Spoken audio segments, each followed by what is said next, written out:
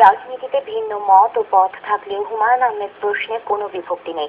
হাজারো ভক্তের সঙ্গে নানা মত পথের রাজনীতিবিদ ও সুশীল সমাজের প্রতিনিধিরা শেষ শ্রদ্ধা জানিয়ে একই কণ্ঠে বলেছেন, হুমায়ুন আহমেদের মৃত্যু জাতির এক অপূরণীয় ক্ষতি। সঞ্জয় চাকির রিপোর্ট।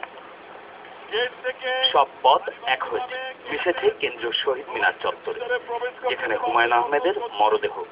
প্রিয় লেখকের প্রতি শেষ শ্রদ্ধা জানাতে নানা পথে নানা মতের মানুষের এই দীর্ঘ সারি। হাজারো হুমায়ুন ভক্তের কাতারে রাজনীতিকরাও।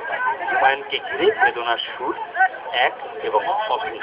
একটা নতুন ধারার যে লেখনী সৃষ্টি তিনি করে গেছেন, সেই সৃষ্টি আমাদেরকে খুবই অনুপ্রেরণা দিয়েছে এবং এই প্রজন্মকেও ফিরিয়ে নিয়ে গেছে সাহিত্যের দিকে। এইটার জন্য তার প্রতি আমি শ্রদ্ধা নিবেদন করছি। হুমায়ুন আহমেদের সবচেয়ে বড় অবদান যে তিনি বাংলাদেশের সাহিত্যকে বাংলাদেশের মানুষের মধ্যে জনপ্রিয় করে গড়ে তুলেছেন। তার এই অকাল তিরোধান বাঙালি জাতির জন্য অনেক ক্ষতি হয়েছে এবং আমরা অনেক ক্ষতিগ্রস্ত হয়েছি।